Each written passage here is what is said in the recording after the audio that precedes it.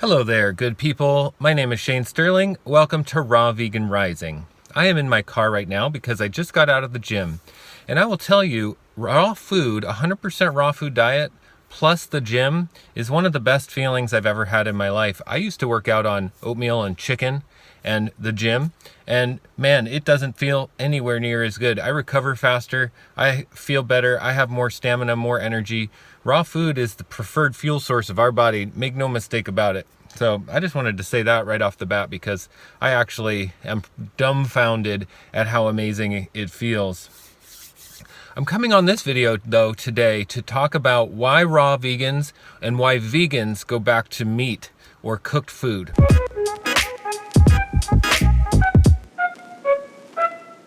The reason why I think most people go back to eating meat or cooked food from veganism and raw veganism though is because it's a really large emotional journey to take on. It takes emotional strength to go against the grain of our society, to go against the grain of our civilization. Let's face it, most of our modern civilization eats meat and eats cooked food. So to go vegan or to go raw vegan means you have to go against the grain. That takes a lot of energy. It takes a lot of mental and emotional stamina, and it also takes confidence in what you're doing. If you're not 100% confident and driven by a really compelling why, what's going to stop you from going back to meat and cooked food?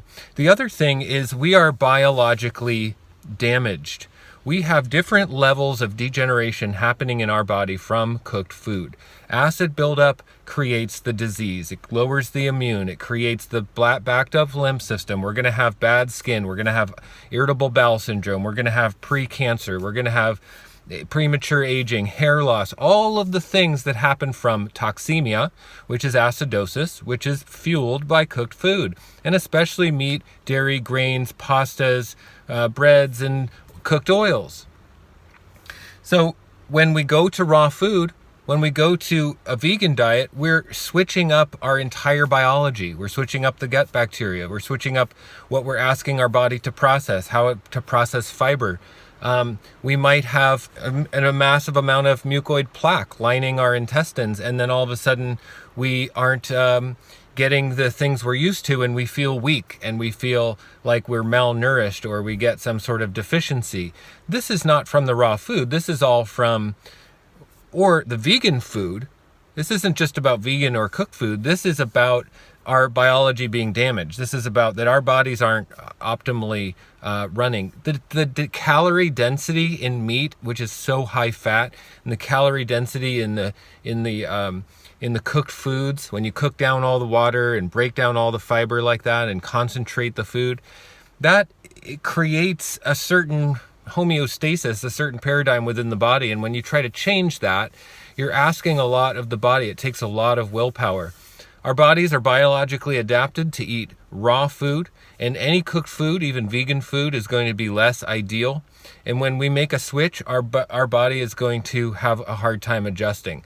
It happened to me. I had a massive adjustment period for my transition to raw food. I am 100% confident without a reasonable doubt. I know in my bones, I know the absolute truth, and I believe it's absolute truth, that all human beings thrive on raw food. And if we're not thriving on raw food, it's because we have some sort of biological damage going on in our body, some form of disease and degeneration. So people that go back to meat and dairy, in my opinion, are simply just experiencing weakness. They're experiencing weakness in their resolve, in their adaptation, in their physiology, weakness in their body, weakness in their mind, and ultimately the number one is weakness in our desire to go against cultural tradition and go against our society, go against our mother, our father, our children, go against the grain of everything that's set up around us. When you go to the grocery store, birthday cakes are made with animal products. Everything we celebrate, Thanksgiving and Christmas, revolves around meat on the table. I mean, really, to give up meat is to give up our society as we know it, and to try to forge a new road and a new path that does not yet exist. How many people are actually capable of that?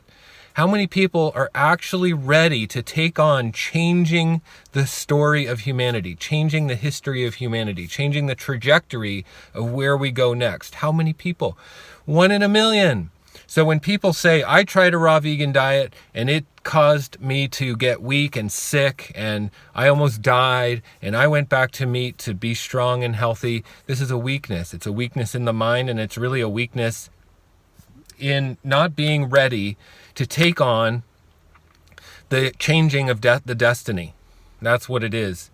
So we're obviously biologically adapted to eat the raw fruits and vegetables. It has everything we need in it. The high enzymes, the high water, the high minerals that allow, and the fiber that allow us to flush and move and hydrate and keep everything working in our body, the electrical activity from the minerals. If we're not having bowel movements 3, 4, 5 times a day, if we're not moving that food through in 24 hours or 36 hours, we're constipated, we're backed up, and we're having degeneration. So when someone goes back to meat to be healthy, that's a horrible irony, because meat and grains and potatoes are going to constipate us and dehydrate us and don't offer minerals, don't offer the fiber, and don't offer the water content. Obviously, it doesn't make any sense.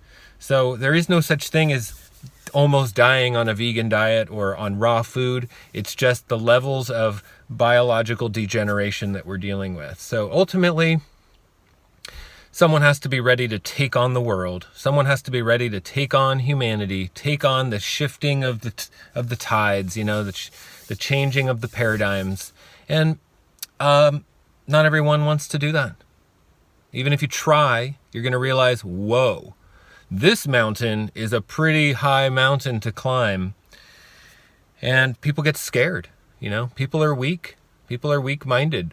Look at our society around us. Most people want to be told what to do, what to love, what to hate, what to fear, what to eat. They don't want to have to think for themselves. They don't want to have to forge a new road. They were going to go along with cultural tradition. They want to go along with what their mom and their grandmom did. They want to go along with what their society does. And anything outside of that is going to be way too challenging.